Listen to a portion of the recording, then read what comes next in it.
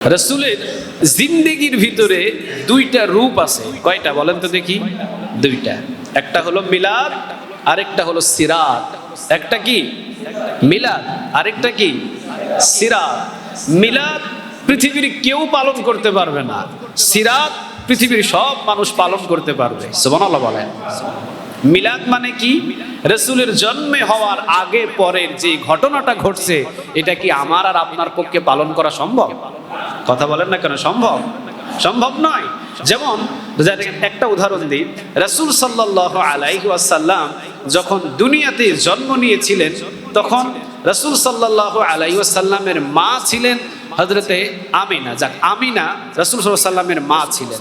আমিনা নিজে বলেন, মুহাম্মদ যখন আমার পেটে আসছে, আমি মুহাম্মদ পেটে আসার পরে অন্যান্য মহিলাদের মতো জীবনে একবারের জন্য আমি বমি করি নাই। সুবহানাল্লাহ বলেন।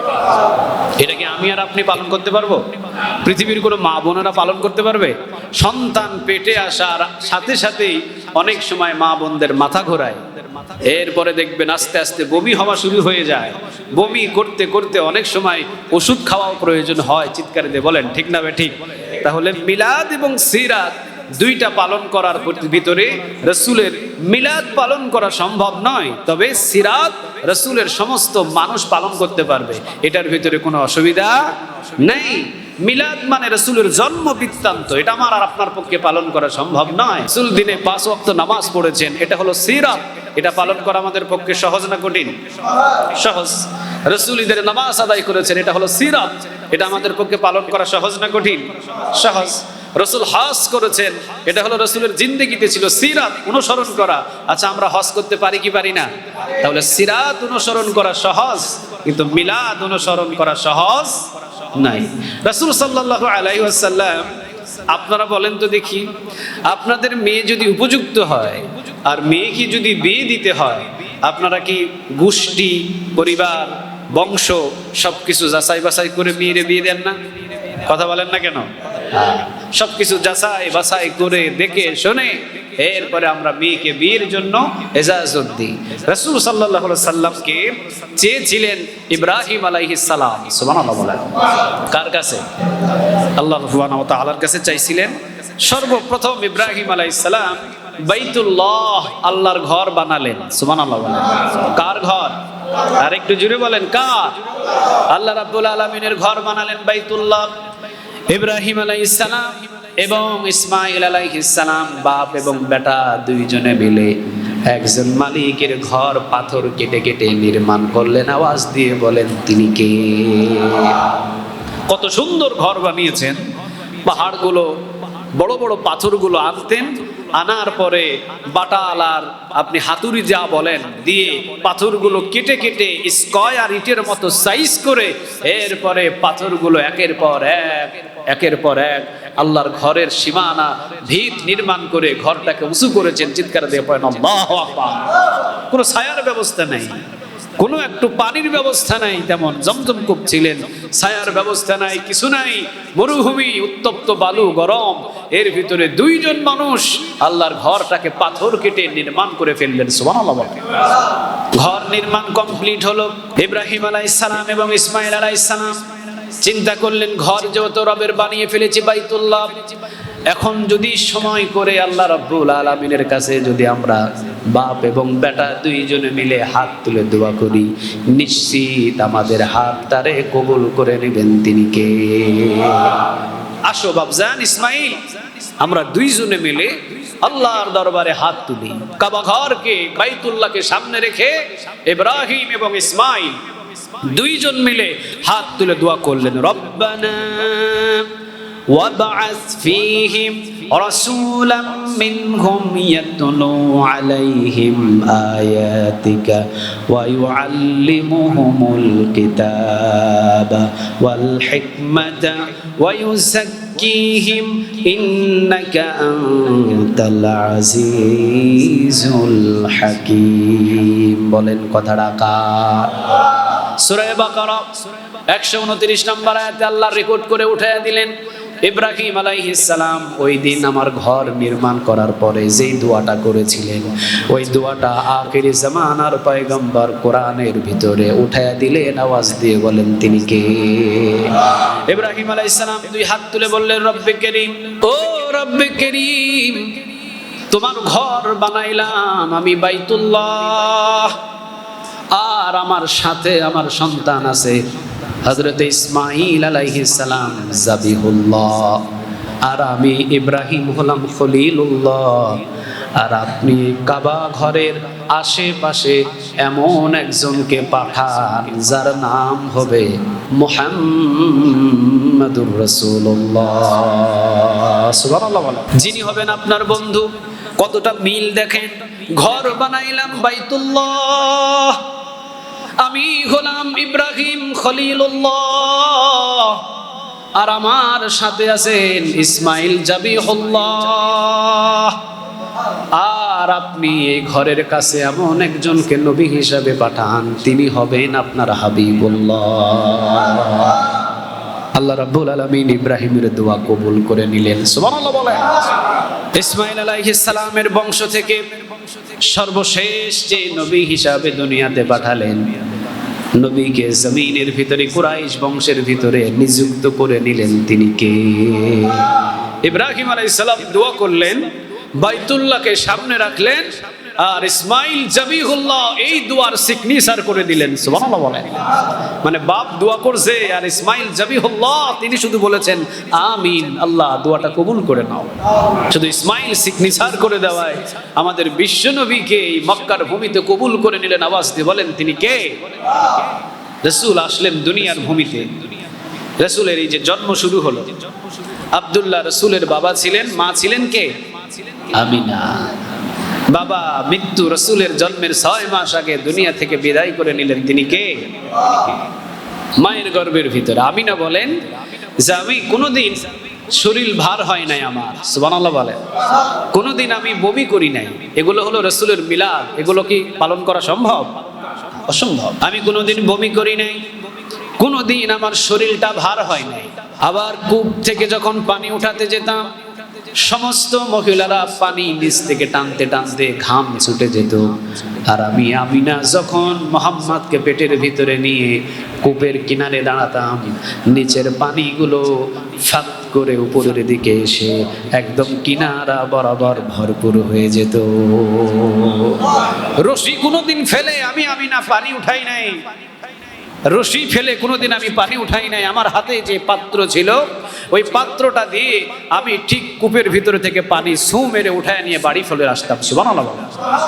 আশেপাশের মেয়েরা ডাকাডাকি করতাম, আমি না অল্প একটু সময় দাও, তুমি যদি এখানে দাঁড়াও কূপের পানি কিনারে থাকবে, আর তুমি যদি কদমটা বাড়ির দিকে দাও কূপের পানিটা আবার নিচের দিকে চলে যাবে। আমিনা রে একটু সময় দাও, আমরাও কূপের পানিগুলো কলসটারে ভরাই আনি, সুবহানাল্লাহ বলেন। আমিনা বলেছেন যখন আমি মোহাম্মদকে পেটের ভিতরে নিয়েছি, তখন আমি কোথাও ছাদের উপরে, বাসার ছাদের উপরে থাকলে কোনো পাখি আমার মাথার উপরে দিয়ে উঠতে পারতো না, সুবহানাল্লাহ বলেন। মাথার উপর বরাবর এসে পাখিগুলো আবার সাইড কেটে যেত অথবা অন্য জায়গা দিয়ে যেত, আমার মাথার উপরে কোনো পাখি আসতো না, সুবহানাল্লাহ বলবেন না? বলেন না, এই মিলাদ কি আমাদের পক্ষে পালন করা সম্ভব? আর একটু জোরে বলেন না, সম্ভব? সম্ভব নয়। আমি মোহাম্মদকে পেটের ভিতরে নিয়েছি, থুতু ফেলেছি, চতুর্দিকে আমার বদনাম নিয়ে গুঞ্জন। আব্দুল মুত্তালিব মদিনা থেকে কি এমন মেয়েকে বিবাহ করে নিয়ে আসলেন, কি এমন ছেলের বউ নিয়ে আসলেন, যেই ছেলের বউ স্বামী নাই ঘরের ভিতরে, এরপরেও পারফিউম ব্যবহার করে, এরপরেও কি এমন আতর ব্যবহার করে, সুগন্ধি ব্যবহার করে। এই সুগন্ধিতে আমরা মদিনাবাসী, এক মক্কাবাসী টিকা বড় দায় হয়ে যায়, সুবহানাল্লাহ বলেন। স্বামী থাকলে আপনার পুত্রবধূ পারফিউম ব্যবহার করতে অসুবিধা নাই, স্বামী তো নাই। কোন পুরুষকে আকৃষ্ট করার জন্যে আপনার পুত্রবধূ আমিনা এই পারফিউম ব্যবহার করে? আপনি হাত পা জোড় করে বলছে আপনার এই পুত্রবধূকে এই পারফিউম, এই আতর, এই সুগন্ধি ব্যবহার করা থেকে বিরত রাখুন। আব্দুল মুত্তালিব দরজা লেগে দিয়েছে, ঘরের ভিতরে এসে আমিনার কাছে হাত জোড় করে বলছে, মা, মা ইজ্জত সব গেছে, মারে আল্লাহর দোহাই লাগে, তুই আর এই পারফিউম, এই সুগন্ধি আর ব্যবহার করিস না মা। এই সুগন্ধি ব্যবহার করলে আমি আব্দুল মুত্তালিবের মাথা নত হয়ে যায়, সবাই বলা বলি করে। আমিনা বললেন, বাবাজি কই, আমিনা তো কোনো পারফিউম ব্যবহার করি না, কোনো সুগন্ধি গায়ের ভিতরে লাগাই না। দেখেন আপনি নিজে প্রমাণ। আমিনা থুতু ফেললেন, থুতু থেকে এমন ভাবে সুগ্রাণ ঘরের ভিতরে ছড়িয়ে পড়ল, আব্দুল মুত্তালিব অবাক হয়ে গেলেন। আব্দুল মুত্তালিব ঘরের বাহিরে এসে চিৎকার দিয়ে কুরাইশ বংশের সমস্ত নেতাদের ডাক দিয়ে বললেন, শুনে রেখে দিও, আমার পুত্রবধূ কোনো পারফিউম, কোনো সুগন্ধি গায়ের ভিতরে ব্যবহার করে না। এমন একজন সন্তান আমার পুত্রবধূর গর্ভের ভিতরে এসেছে, থুতু ফেলতে দেরি হয়, পুরা মক্কা সুগন্ধি হতে দেরি হয় না। এখন আপনারা বলেন, এই মিলাদ কি আমাদের পক্ষে পালন করা সম্ভব? কথা বলেন না কেন, সম্ভব? অসম্ভব।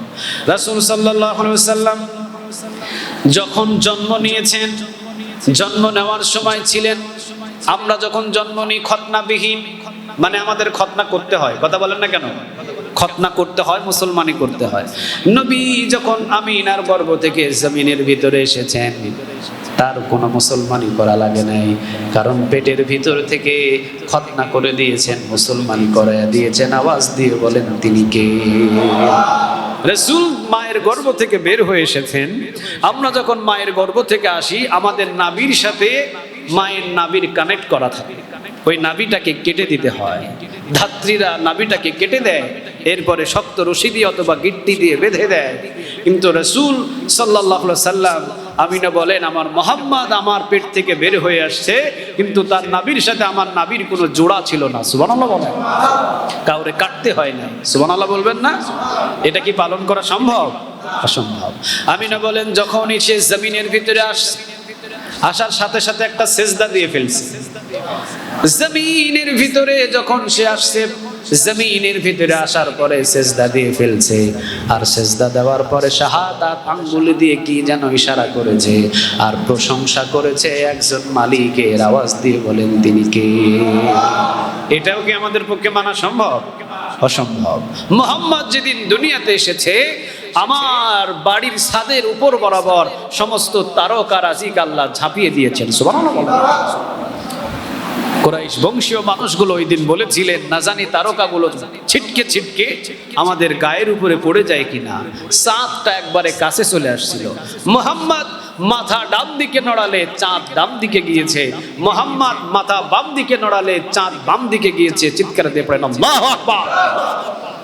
বর্ণনা এসেছে, আব্দুল মুত্তালিব তিনি কান্না করেছিলেন বিলাপ করে, আমার এতিম মুহাম্মদ দুনিয়াতে আসছেন, আমার পুত্রবধূ জন্ম দিয়েছেন, কিন্তু মুহাম্মদকে খেলনা কিনে দেওয়ার মতো কোনো আব্দুল্লাহ নাই। যদি আজকে আব্দুল্লাহ থাকতো, সেই মুহাম্মদকে খুশি করার জন্য সে পুরা মক্কার ভিতরে পিতা হিসাবে সমস্ত খেলনার ঢল ফেলে দিত।